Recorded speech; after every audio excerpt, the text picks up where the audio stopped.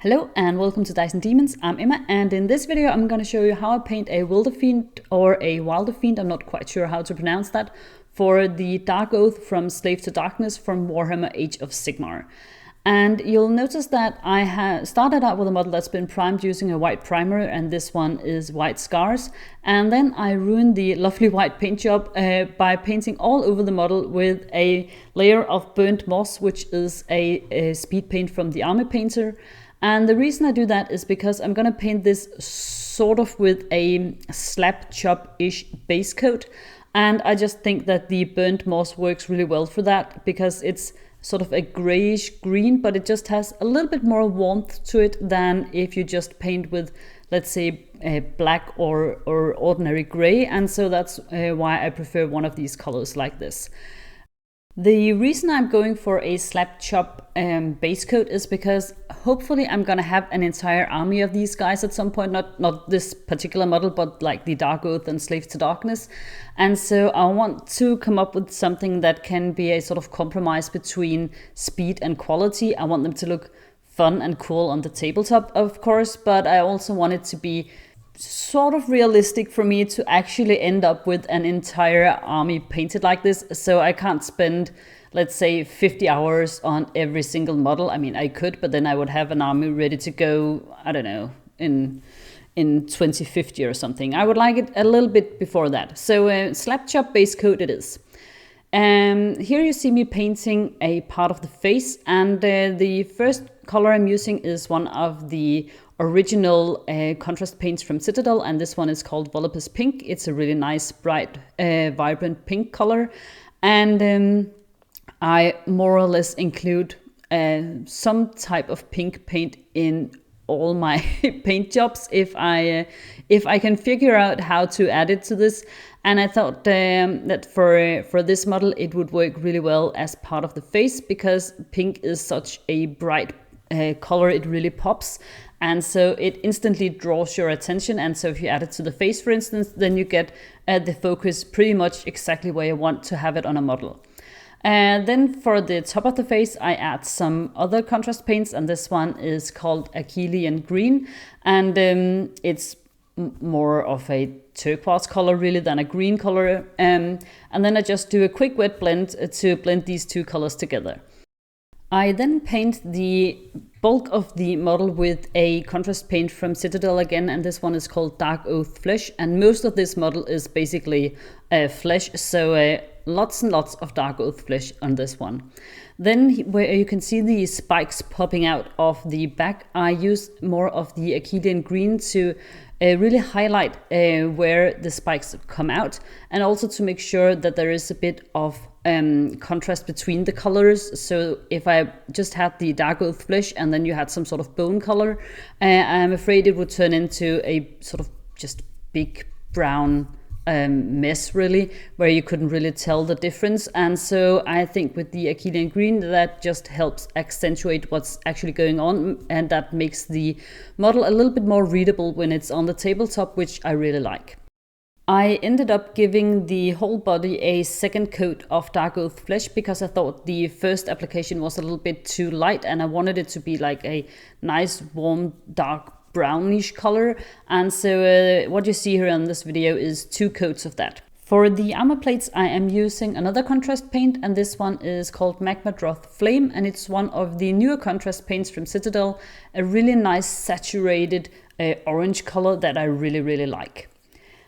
For the first layer of highlights on the skin, I am mixing these 2 colors, Darkoath Flesh and Dark Ochre from Kimera colors. And then I also mix them with a little bit of medium to make sure that it's nice and thin and will go on relatively smooth. I don't much enjoy painting skin, but for this model where it's such a big part of the surface area, I thought I'd better try to get it at least somewhat smooth. This is of course not a competition painting piece or anything. This is just for the tabletop, but at the same time I want to see if I could get it to be not perfect, but you know, good enough. And then for the second layer of highlights, I am just using the Dark Ochre without any of the Darkoath flesh in it. And again, I mixed in a little bit of medium to make sure that it would be relatively smooth. I also made some mistakes along the way that I had to go back and correct. But all in all, I was actually fairly happy with it. And I really, really like the color choice of the Darkoath flesh and then the Dark Ochre from Kimera colors. And lastly, I mixed a bit of Wraithbone from Citadel with a bit of the Dark Ochre from Kimera colors to get a final highlight. And I used Wraithbone instead of a white paint because, again, I wanted to try to see if I could keep the tone relatively warm. And I thought that the Wraithbone would help me to accomplish that, whereas I feared that a white paint might just be a little bit too bright and a little bit too cold. Next up, I start working on highlighting the turquoise parts of the model, which is the feet and the hands and part of the face, for instance. And for the first layer of highlights, I am using Aquamarine from Vallejo, which is a really nice turquoise color. And I am using this with just a slight touch of the Akhelian green I used as the base color to make sure that it wouldn't stand out from the base color too dramatically for the first highlight. Then for the second highlight, I am using the Aquamarine mixed with a little bit of white and to make sure that it is nice and bright.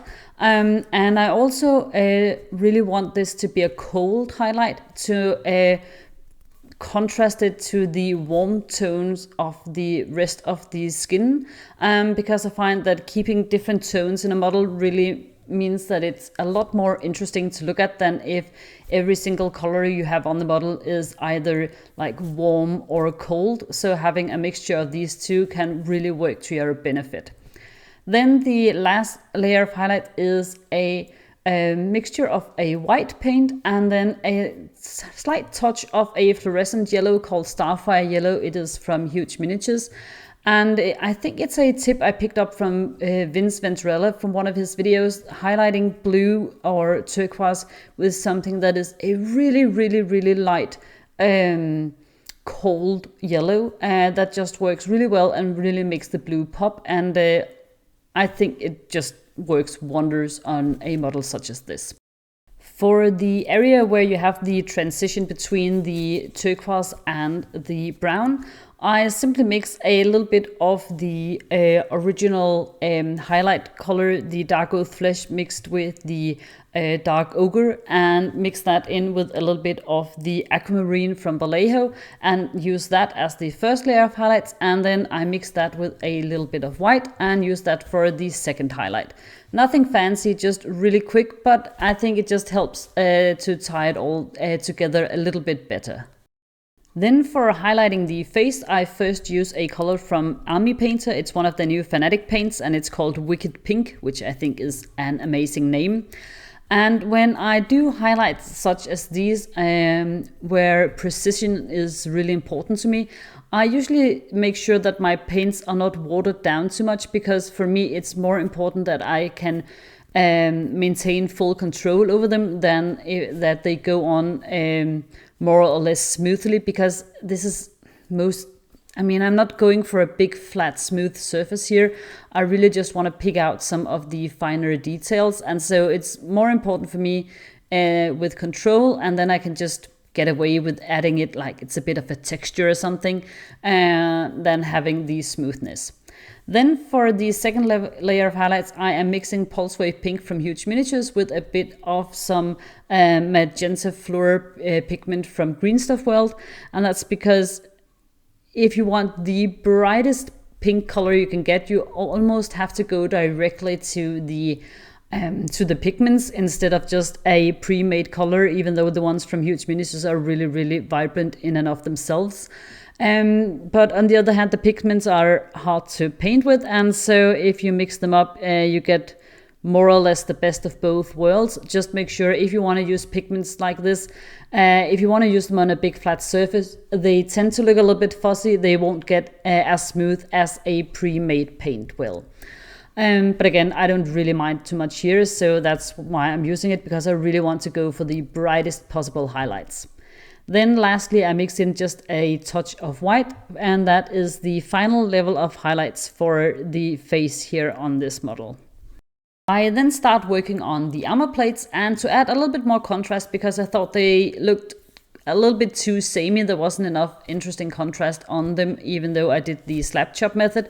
I go over them with a contrast paint called Gold Grunter Fur, and I just do it really quickly. As you can see here, again, this is not a competition piece, it's something I want to look cool on the tabletop, and so just adding a little bit of extra depth with a quick layer of contrast paints, that is completely fine, and it'll look much more fun, I think, on the tabletop than if I had skipped this step. Of course, if you're in a hurry, no need to do that. You could just leave it at the first layer of contrast paints, honestly.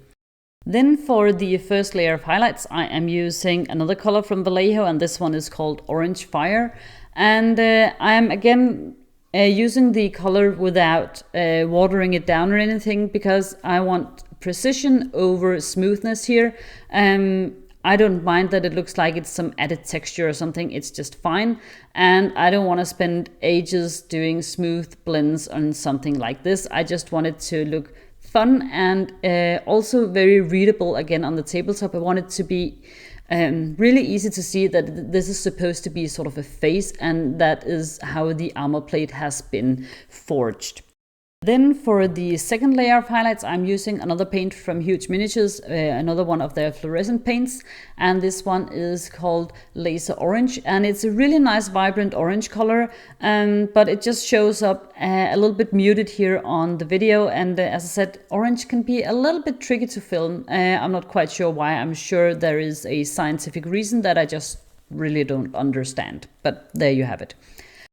And lastly, I am using a little bit of yellow. This is Flah-Gitz yellow from Citadel, and that is the final layer of highlight that I'm doing for the armor plates.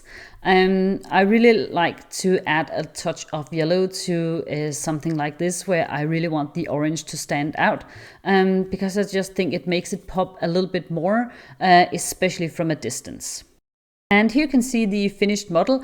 I have to say I'm fairly happy with this. I think it looks fun, and I think it looks cool, and I also think it looks quite different from the rest of my armies. I'm really trying to do something a little bit new with this army, with the Darkoath, where I, instead of with my Seraphon and my Bubblegum Boys orcs for 40k, where I more or less only go with really bright fluorescent neon colors, I'm trying to have a more muted base color and then add just some spot colors that are then really bright and shiny and really stands out against the more muted backdrop. And yeah, I'm experimenting with that for this army, and so far I'm enjoying it, and I really think it works very well, and it's just a nice sort of palette cleanser from painting, let's say, Seraphon or Orcs. One of the downsides to painting like this is, of course, that the model doesn't look nearly as fun under a black light or a UV light as most of my other models do, because they are fluorescent all over. And I mean, it still does pop a little bit, it's just not quite as fun as the rest. So anyways, before you leave, I would of course like to take the opportunity to thank the wonderful people who support Dice and Demons over on Patreon. So thank you so much to Thomas Madsen, Jordan Hollands, Queen's Wolf, Double J's Terrain, Mola, Steve Eberly, Nassim Makaya, Andrea Correa, Anthony Polcastro, Gwenna L, Jen Krugger, Bosworthy Rogue, Mando Project, Starcon85, S. Beer, Economicus, Elliot Philby, Dr. Tom Zimbardo, Cyber Fossil, Cinnamon Coffee 87, Terrainery, Josh Van Anja Pavelsic, Charlie Robertson, and BT Knight 007. If you would like to join them in supporting Dice and Demons, I will leave a link to Patreon down in the show notes. If you've been following this channel for any length of time, perhaps you have wondered why there haven't been a lot of new videos lately. And it's not because I haven't been wanting to paint, it is simply because I have been busy moving. We have sold our house and we've moved into an apartment, and that would normally sound like it's not great news for a hobbyist, but this is actually really cool because I had a really small hobby room before, but now I have a much bigger room in the basement where I can have all of my hobby stuff in one place, and that's amazing. It has just taken me a little bit of time to, move places generally, and now I'm not quite there yet, but I'm getting close to having everything sorted in the hobby room, and it's gonna be really, really amazing. So thank you for the patience. If you have been wondering where the videos were, they are coming. I'm really trying to get back into both painting and making content for you guys. So thank you for sticking around, thank you for watching this video, and of course, as always, let me know what you think. If you have any sort of suggestions or comments or things you would like to see on future videos, please let me know.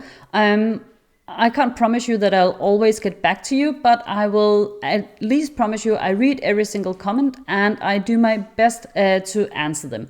So thank you so much for watching, guys, and I'll see you next time. Bye!